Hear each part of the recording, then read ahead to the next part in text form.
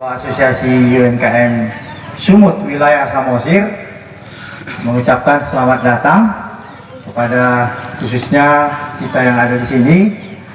Yang pertama dari Koperindak ya, mewakili dengan Pak Batu ya, Pintu Batu ya, dari Koperindak Pak Pintu Batu. Udah itu dari BPJS Tenaga Kerja Dulu Sanggul, JNE khususnya yang jauh-jauh datang dari Medan, dan perwakilan juga dari Samosir datang, langsung Pak Ukajulu, tokoh masyarakat ada di sini. Saya lihat udah Mega, ada Panenggolan, ada Opung Yandro, dan ada juga mewakili dari Lepeli, dan semua yang ada di sekitaran Pantai Lumban Manik ini. Saya ucapkan selamat datang, dan saya hanya pingin mengatakan ya, kita lakukan udah 3 kali. 3 kali kita lakukan pameran setiap akhir tahun, dan 2 kali kita lakukan di Pangurulan, dan itu lama kita buat sampai 1 minggu 2 minggu, dan dananya itu juga swadaya dari kita, oleh kita, untuk kita gitu. Jadi mungkin saya merasa miris kenapa harus katakan ini, ada 1, 2, 3. Saya berharap suatu saat impian saya itu UMKM Samosir ini akan seperti UMKM yang ada di misalnya di kota-kota di Jakarta, di Medan, besar gitu UMKM. Memang benar-benar penopang ekonomi yang dikatakan pemerintah Pak Jokowi 60% ekonomi pada saat Covid itu ditopang oleh UMKM. Jadi saya juga mau berharap pelaku-pelaku UMKM yang ada di Samosir ini akan menjadi semangat dari UMKM. Jadi pertama kami mau izin Bapak Ibu Aminan, kami dari BPJS Ketenagakerjaan untuk Kabupaten Humbang Sundutan. Jadi kebetulan untuk tahun depan kita ekspansinya ke wilayah Kabupaten Samosir. Jadi mungkin tahun depan kita akan lebih banyak berjumpa dengan BPJS Ketenagakerjaan. Nah, untuk itu Bapak Ibu, pertama kami izinkan di sini memperkenalkan diri. Yang berdiri saat ini adalah salah satu staf kepesertaan atau pemasaran. Jadi yang cewek itu juga staf. Nama saya Romulus Desianto Bultom Bapak Ibu. Marga saya, asal saya dari sini. Cuman saya lahir di Siantar, besar di Medan. Jadi ibarat kata mulat duhuta kan, seperti itu Bapak Ibu ya. Kan benar kan Bapak Ibu, Bultom dari sini kan? Jadi gini, biar gampang dimengerti ya Mang ya. Kategorinya sebenarnya kategori pekerja di kami, yang pertama adalah penerima upah, yang kedua adalah bukan penerima upah. Oke ya. Yang penerima upah ya kita pelaku UMKM, ini kan dapat gaji nih terus, anggotanya maksud saya kan dapat gaji, atau dia suatu di JNE dapat gaji, itu penerima upah. Tapi kalau dia bukan penerima upah, seperti Abang bilang tadi, petani, seperti itu, nelayan, kalau anggota dewan enggak Bapak Ibu. Dia penerima upah, kan dapat gaji sebulannya Bapak Ibu. Oke ya, emang. Tapi bedanya yang tadi minimal yang kalau penerima upah 14.000 iurannya untuk 2 program, untuk yang bukan penerima upah 16.800. Tapi memang saat ini ya Amang Inang, tugas pokok kami adalah yang bukan penerima upah. Kenapa? Kebanyakan penerima upah udah sadar diri semua seperti itu. Kenapa? Ketika dia mengalami resiko, bukan tanggung jawab perusahaannya lagi, udah serahkan ke BPJS. Nah, edukasi seperti itu yang coba kami masukkan ke petani, ternyata belum masuk. Jangankan masuk BPJS Pak Gulto, yang sejengkal ini pun susah diatur katanya kan.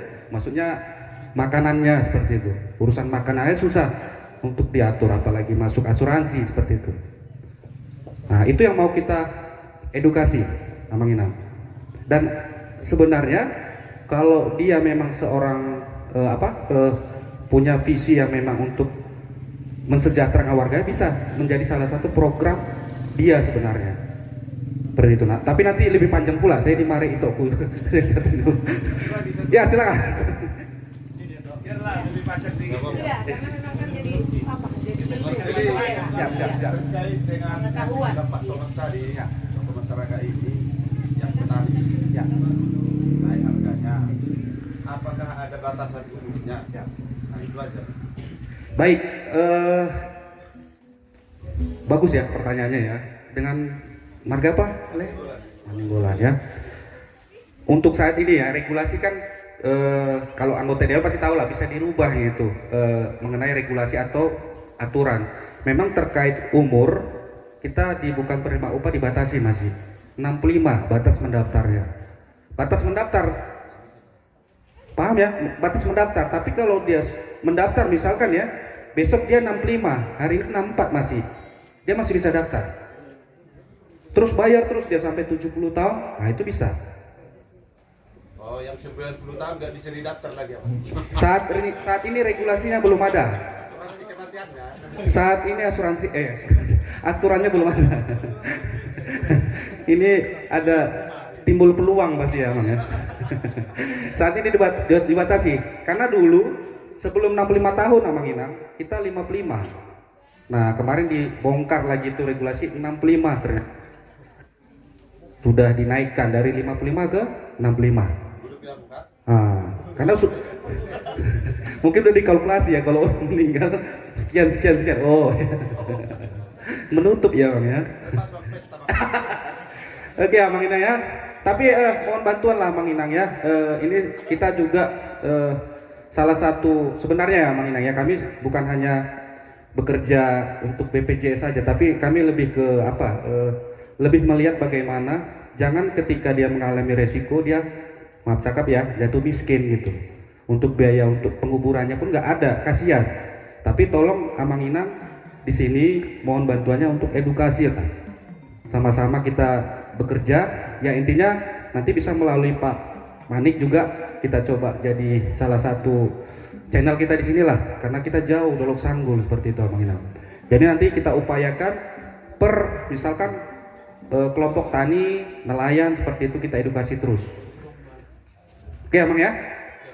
Oke, mungkin itu aja Amang Inang, ada lagi? Mendaftar kemananya? Amang?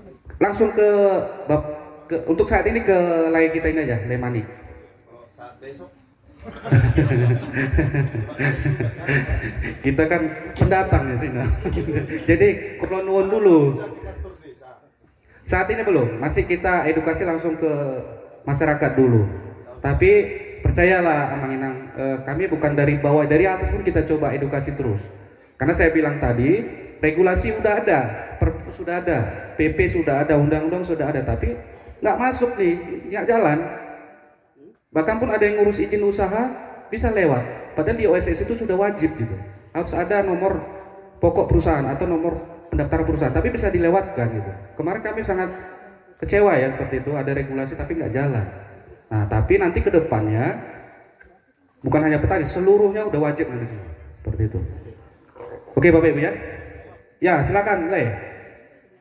Pak, kalau double claim bisa nggak Pak? Apa ini? Double claim apa ini? Contohnya kan kita ada katakanlah asuransi swasta. Siap. Terus ya BPJS. Ya. Bisa diklaim lagi nggak? Asuransinya contohnya apa nih? Swasta lah, contoh lah. Jasara Harja contohnya. Swasta. Jadi gini, upayakan dulu Bapak Ibu, pengalaman saya juga ya, Le. Kita pakai nih asuransi BPJS Ketenagakerjaan, ya kan? Untuk misalkan ini aja lah Jasara Harja ya. Kalau khusus kesehatan kan bukan kita, BPJS Kesehatan itu kan. Tapi kalau untuk kecelakaan kerja misalkan kecelakaan lalu lintas ya, dia itu terdaftar sebagai peserta Jasara Harja juga, asuransi Jasara Harja. Diduluankan dulu mereka, kan ada limitnya itu. Kalau nggak salah 20 juta itu kalau nggak salah kalau dia kecelakaan. Nah sisanya itu kita, paham ya? Nah, jadi ambil sisanya. Oke ya. Kalau swasta beda. Nah, saya nggak tahu nanti masuknya di mana ya. Coba telaah dulu lah. Intinya pakai dulu BPJS Tenaga Kerja. Kalau mau dinaikkan VIP pakai swasta itu bisa. Paham ya? Paham lagi ya? Siap. Ada lagi Bapak Ibu? Ya, silakan. Waduh. Kalau tergantung BPJS Kesehatan, contohnya nih Pak gini, kalau kita masukkan dari keluarga harus ikut semua anak-anaknya. Ya. Kalau kesehatan ya. Siap. Kalau BPJS Ketenagakerjaan, apakah per orang atau per keluarga semua? Baik, pertanyaan bagus ya, Mang ya. Seperti awal tadi saya bilang, untuk cakupan BPJS Ketenagakerjaan, peserta BPJS Ketenagakerjaan adalah pelakunya aja. Kalau ahli waris atau tertanggung nggak masuk. Jadi intinya BPJS Kesehatan semua. Makanya satu program banyak mereka pesertanya. Tapi kalau kami hanya satu. Tapi tolong ini lagi tambahan Bapak Ibu. Kalau BPJS Tenaga Kerja, satu orang itu bisa memiliki bermacam pekerjaan, itu bisa. Paham ya? Dia anggota dewan, dia petani, dia ini, itu bisa didaftar semua. Paham ya? Berarti satu orang bisa bermacam pekerjaan, bisa didaftarkan. Paham ya Bapak Ibu ya? Tapi kalau di BPJS Kesehatan ya hanya kesehatannya, tapi seluruh keluarganya. Itu dia. Paham ya Mang ya? Oke. Silakan itu, biar ada cewek. Perkenalkan dulu itu. Ya, siapa? Siapa itu? Status? Bukan itu. Si lain single atau gimana gitu tuh. Silakan. Ya. Kebetulan sudah resign nih bekerja di perusahaan salah satu negara. Terus kan punya BPJS Ketenagakerjaan. Nah, BPJS-nya belum kita klaim. Kan pernah bilang tadi ada tawaran BPJS untuk pelaku UMKM. Nah, itu gimana? Bisa dilanjutkan kan atau harus diklaim dulu ya? Yang Baik ya, pertanyaan bagus ya. Jadi BPJS kan tadi kategorinya ada dua ya, penerima upah sama bukan penerima upah. Kalau masih kategorinya penerima upah bisa digabung. Paham ya? Tapi kalau dari penerima upah ke bukan penerima upah itu nggak bisa. Harus dipecah dia. kalau misalnya klaim untuk yang penerima upah sebelumnya itu ada batasan umurnya nggak? Itu enggak. Tapi tolong itu nanti dicek aja. Kita ada aplikasi online kita JMO. Nah, JMO ya, Jam Sostek Mobile. Bisa di situ nanti klaim itu. Kalau itu sudah terdaftar di tempat yang lain, kategori yang penerima upah juga, itu nggak bisa diklaim. Kalau sudah aktif maksudnya. Jadi kalau mau dicairkan seperti itu ini kan dia sudah keluar dari perusahaan. Kalau nanti didaftarkan lagi melalui UMKM nggak bisa lagi dicairkan. Pasti nyangkut dia tuh. Saran saya, tapi kalau nggak butuh-butuh amat nggak usah lah, karena itu berkembang terus. Itu biarkan, misalkan kayak saya itu ya, saya dulu pernah kerja di Astra kan, dulu saldo saya sekitar 900.000, 10 tahun lalu, sekarang sudah 2.100.000, berarti dikembangkan terus. Makanya saya bilang jangan, kalau nggak butuh-butuh amat nggak usah diklaim, biarkan aja.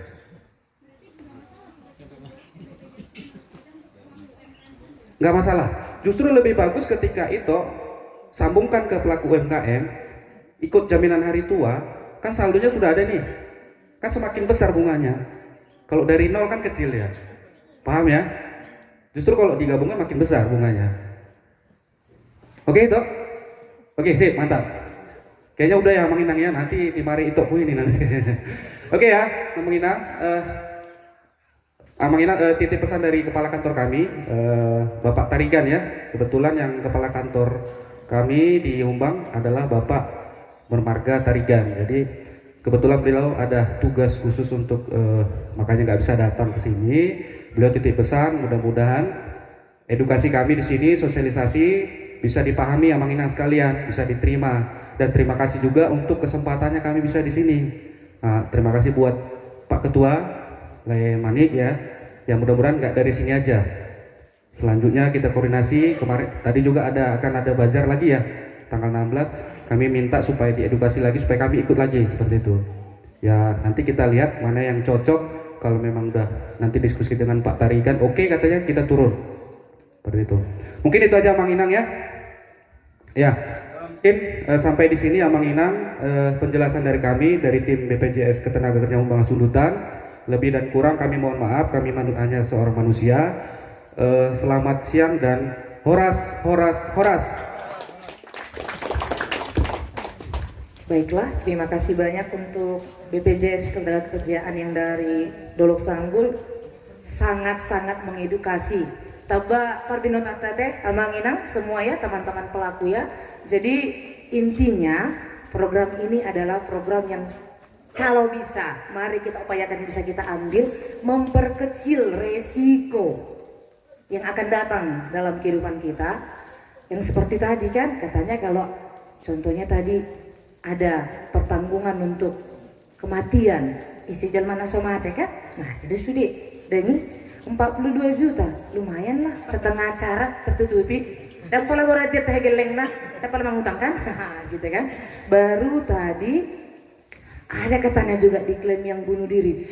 Amit-amit jebang bayi ya, please ya, jangan ya. Itu kan mana tahu ada ya. Karena memang kita tidak pernah tahu perjalanan hidup ini ya, kita tidak pernah tahu nasib sekian persen. Mau lepinggol nana peol sekian persen. Jadi seluruh anggota badan kita ini mempunyai nilai kalau di dalam asuransi. Jadi ini sejenis asuransi juga ya itu ya. Nah, tetapi di cover pemerintah, makanan murah, 10.000. Mau tahu nggak Bapak Inang berapa premi termurah kalau asuransi 70, anak polisi itu 70 dong. Iya, sedikit tambahan waktu ya Mang Inang kita berikan ke Ibu kita ya. Boleh ya? Silakan, Bu. Horas, ada yang lupa tadi Bapak Ibu, mungkin karena kalah semalam Argentina, jadi beliau nggak fokus ya. Satu yang saya tambahin, kita ada oh, harus disayang-sayang ya Pak ya. Perkenalkan saya Sarah Boru Situmorang, tadi sudah diinfokan di awal ke Pak Gultom. Ada yang lupa Bapak Ibu, ini yang paling penting menurut saya, karena yang kita tinggalkan adalah ahli waris. Ahli waris itu siapa? Istri dan anak. Yang paling penting dalam program ini adalah beasiswa. Jadi jika Bapak Ibu mohon maaf meninggal dunia atau kecelakaan kerja, 2 anak ditanggung beasiswa. Dari TK, SD, SMP, SMA sampai perkuliahan per tahun.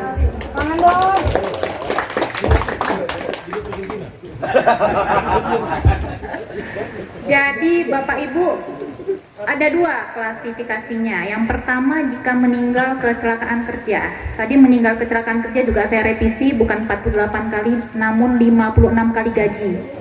56 kali gaji 48 yang lama, nggak salah Bapak ini. Itu memang yang lama programnya. Kebetulan kita 2020 perubahan semua manfaat dari 24 juta menjadi 42 juta untuk kematian. Kecelakaan kerja dari 48 kali gaji menjadi 56 kali gaji. Nah, jika kecelakaan kerjanya meninggal dunia kecelakaan kerja, langsung dapat manfaat beasiswa. Itu TK SD itu 1,5 juta per tahun, SMP 2 juta per tahun, SMA 3 juta per tahun, dan perkuliahan 12 juta per tahun, maksimal 5 tahun maksimal untuk perkuliahan. Nah, namun yang kedua, jika meninggal dunia biasa, meninggal dunia sakit, meninggal dunia dikarenakan yang tidak ada hubungan dengan hubungan kerja, itu dapatnya tunggu 3 tahun terdaftar. Jika sudah 3 tahun terdaftar, baru dia dapat beasiswa. Namun kalau misalnya masih, katakan setahun masih terdaftar, nah itu belum dapat beasiswa. Itu untuk yang meninggal biasa. Namun kalau dia meninggal hubungan kerja seperti saya bilang tadi, dia 1 bulan saja pun langsung meninggal dunia karena hubungan kerja, langsung dapat manfaat beasiswa. Mungkin itu aja yang saya tambahkan. Bapak Ibu jika ada pertanyaan boleh. Ibu sudah, sebelum saya selesai sudah angkat tangan. Boleh Bu. Perkenalkan dulu. Ya Bu.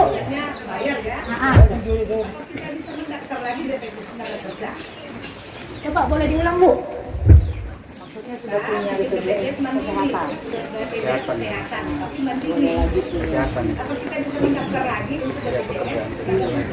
Oke, saya bantu jawab ya Bu ya. Tadi sudah dijawab ke Pak Gultom, BPJS Kesehatan dan Ketenagakerjaan berbeda Ibu. Kalau kesehatan Ibu di covernya sakit, demam, flu, apapun bentuk sakit, itu ranahnya di BPJS Kesehatan. Namun di Ketenagakerjaan kita cover namanya jaminan sosial seperti asuransi jiwa. Ibu misalnya mengalami risiko kecelakaan kerja yang berhubungan dengan pekerjaan dan meninggal dunia. Jadi BPJS Ketenagakerjaan itu bisa diklaim jika ada resiko Ibu. Ada resikonya kecelakaan kerja dan meninggal dunia. Namun kalau kesehatan kita berbeda. Jadi kalau misalnya kesehatan itu nggak ada hubungannya dengan BPJS Ketenagakerjaan karena dia beda tupoksi. Satu untuk sakit, satu lagi untuk asuransi jiwa. Iya, benar. Jadi yang didaftarkan hanya ibu dan pelaku usaha atau anggota. Kalau untuk keseluruhan anaknya enggak. Gitu. Ada lagi Bapak Ibu? Boleh? Pak. Yang Bu, yang saya mau tanyakan untuk BPJS Ketenagakerjaannya. Misalnya yang saya daftarkan kan saya sama istri, berarti kan 2 orang. Nah, contohnya untuk saya sendiri kan pasti saya perlu didaftarkan untuk ahli warisnya. Nah, kira-kira untuk nama saya bisa nggak untuk ahli warisnya saya bikin istri saya dan sebaliknya? Oleh pertanyaan yang bagus Bapak, terima kasih. Untuk ahli waris kita ambil acuan memang tata ahli waris dari negara Pak. Jadi tata ahli waris dari negara itu yang pertama jika suami atau istri meninggal itu pasti yang pertama suami istri. Jadi kalau suami meninggal yang pertama dalam tata ahli waris adalah istri. Begitupun suami. Jadi kita nggak ada persetujuan. Jadi misalnya mohon maaf jauh-jauh ya Pak, Bapak meninggal itu memang hak mutlak ada di istri. Kita nggak ada penunjukan karena memang tata ahli waris yang pertama jika janda duda itu istri atau suami. Namun jika misalnya istri atau suaminya tidak ada, mohon maaf misalnya meninggal duda, meninggal lah, udah habis itu langsung anak. Dengan penunjukan siapa satu yang mau kita bayarkan ke mana gitu. Jadi kita ambilnya langsung dari tata ahli waris negara Pak. Jadi tidak ada penunjukan. Namun kecuali misalnya Bapak ada bernotaris nih, namanya wasiat. Misalnya Bapak sudah ada istri, namun Bapak wasiatkan misalnya ke anak gitu, yang berbadan hukum notaris bisa, iya saudara. Jika misalnya tidak ada, itu dikembalikan ke Balai Peninggalan Nasional. Jadi kita kembalikan ke negara uangnya, ke Balai Peninggalan Nasional. Udah cukup ya Bapak Ibu, mungkin udah pada lapar ya. Jadi saya akhirin aja, terima kasih. Ada kurang mohon maaf dari kami berdua.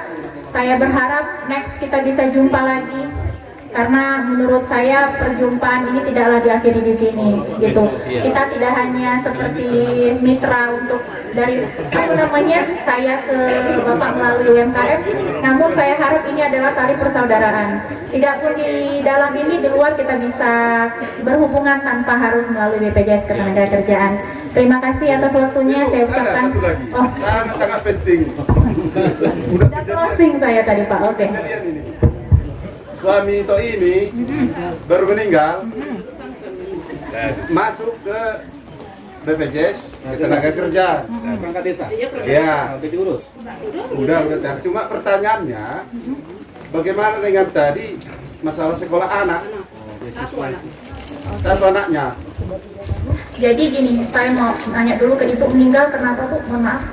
Sakit ya. Nah, jadi kita harus lihat dulu seperti saya di awal. Sudah 3 tahun belum? Sudah lebih kepesertaannya 3 tahun? Sudah dipastikan yakin 3 tahun lebih? Iya, kalau beasiswa itu 3 tahun kepesertaan. Iya. Harus 3 tahun. Maksudnya Iya, menjadi anggota betul. BPJS Karena itu melekat itu, melekat nanti. Jika sudah dapat itu pasti melekat langsung. Tapi kalau misalnya nggak terima dia manfaat beasiswa, itu pasti dia belum 3 tahun. Itu saya pastikan.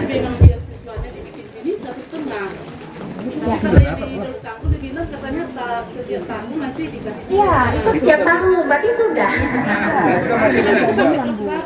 Sampai mahasiswa. Iya, perkuliahan. Iya, sampai perkuliahan Ibu. Jadi Itu masalah tiap tahun pendaftaran dia. dulu, masalah pendaftaran tadi kami kan harus cepat manik. Kalau mengklaim juga cepat manik kami. Kemarin Pak, kami klaimnya ke BPJS Ketenagakerjaan. Jadi kita applause dulu untuk Itomani di sini. Ini adalah perpanjangan tangan kita di Samosir, namanya agen perisai, Bapak Ibu. Iya. Jadi kan saya atau kami di sini kan cuma berdua. Jadi untuk kemari itu nggak bisa tiap hari karena kita lokasi kita di rumah. Jadi kita buka kantor perisai melalui Itomani di sini. Jadi Bapak Ibu yang mendaftar dengan Itomani ini yang sektor bukan penerima upah seperti pedagang, petani, mohon maaf rengge-rengge, tukang beca, seniman, apapun bentuknya yang dapat mandiri dia penghasilannya itu boleh melalui Ito ini. Kita dukung Ito ini di sini. Ini pertama kali pembukaan kantor perisai di Samosir adalah dari Asosiasi UMKM. Mungkin itu aja yang bisa saya sampaikan. Terima kasih atas waktunya Bapak Ibu. Semoga kedepannya kita selalu sehat dan sampai berjumpa lagi. Terima kasih. Selamat siang. Terima kasih Ibu Situmorang. Jadi karena memang kalau ngomong klaim itu yang cantik ini, kakak yang cantik ini kita jumpai. Iya dah. Kalau mendaftarnya, jadi jatuh-jatuhnya klaim cair jumpa pula sama kakak kita yang cantik ini kan. Mengirim pun nanti ke JNE, dong BPJS kan? Iya gitu. Itu bersinergi nih tuh. Jadi sedikitlah tambahan waktu untuk BPJS, ya kan? Nanti lagi Pak Serata. Masih banyak pertanyaan Pak. Baik ya Bang Inang ya, makasih ya. Aplaus dulu lah responnya Bang Inang ya, makasih banyak lah. Jadi terkait pendaftaran ya, memang khusus dia pelaku UMKM, dia kan kategori tadi penerima upah kan. Kalau penerima upah itu langsung ke Ito Situmorang aja. Tapi kalau dia petani ke Lei Manik, ke ketua UMKM. Itu dia. Paham ya Bang Inang ya? Syaratnya khusus yang untuk bukan penerima upah, KTP saja. Kasihkan nanti ke Pak Ketua. Nanti beliau langsung mendaftarkannya. Nah, spesial Bang Inang, kalau bukan penerima upah, nanti kita kasih yang namanya aplikasi. Aplikasinya nanti tadi udah dijelaskan Ibu Situmorang. Aplikasinya namanya Perisai. Nanti ditanamkan langsung di HP Ketua UMKM.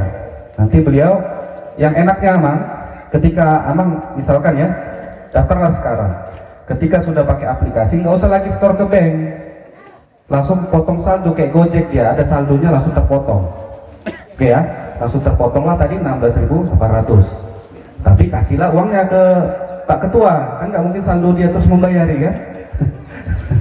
Oke gitu, itu untuk yang bukan penerima upah. Tapi khusus yang penerima upah, tolong dilengkapi syarat-syaratnya. Yang pertama adalah SIUP atau sekarang lebih keren namanya NIB. Oke ya. Kemudian NPWP Badan Usaha. Kemudian yang terakhir fotokopi KTP pesertanya yang mau didaftar. Oke ya. Ada pertanyaan Amang ketika tunggu. Misalkan dia belum berizin, belum ada izinnya, bisa diduluankan dulu akta notaris bisa. Oke ya, Pak Gunto, gimana? Kami kan nggak ada izin nih, nggak ada izin usaha, ya kan? Nggak ada NIB atau SIU maksud saya. Itu bisa diduluankan pakai akta notaris, difotokan aja, nanti bisa langsung ke Ito ini. Khusus Samosir memang Ibu Situmorang, istilah di kami binaannya seperti itu. Oke Emang ya, udah paham ya syarat-syaratnya ya? Yang tadi yang bukan penerima upah hanya KTP, kasihkan aja langsung ke Pak Ketua, nanti beliau yang mengurus proses pembayarannya. Kartu nanti bisa kita kirim, ya? Bisa kita Berupa sertifikat seperti ini, kartu. Nah, untuk pendaftaran Bapak dikasih kesempatan untuk bayar sendiri. Jadi kita tidak menerima uang tunai. Nah, kita hanya kasih uang langsung ke bank untuk membayar. Jadi itu tuh uang itu tidak diserahkan ke kami. Jika misalnya sudah dilakukan pembayaran, terbitlah kartu ini, maka Bapak sudah langsung di cover. Untuk kartu tadi, karena kita jarak dari sini ke Humbang juga cukup jauh, kita kasih kasih pengiriman. Namun kalau misalnya Bapak langsung ke kantor, itu langsung dikasih saat itu juga. Jadi kita nggak ada eskalasi besok Pak, besok nggak ada. Langsung. Jadi kalau misalnya Bapak langsung ke kantor, itu sertifikat beserta dengan semua kartu dengan rincian upah itu kita kasih semua. Itu bantu jawab ya Pak ya. Nggak perlu ada surat pengantar dari kepala desa kan? Ada Nggak Pak. perlu. Bapak hanya boleh langsung bawa bukti bayar saja, karena kan untuk pembayaran kita harus mandiri semua. Jadi BPJS Ketenagakerjaan tidak menerima uang tunai. Gitu. Itulah integritas kita untuk meminimalisir itu nepotisme gitu. Atau ya. Berarti terjamin ini aku nggak lari lagi ya. Itulah Pak. Bapak nanti bisa lapor presiden, terbuka situs lapor presiden untuk Dari Lipo, Panguran, dari Komisi. Sebelah saya Erwin Sigadinggi dari Tanah Lawang Pangururan di musik juga. Oke, yang sebelah kanan saya ini yang gondrong ini ya. Ganteng. Saya Mali dari Luban Turis. Namanya siapa Pak?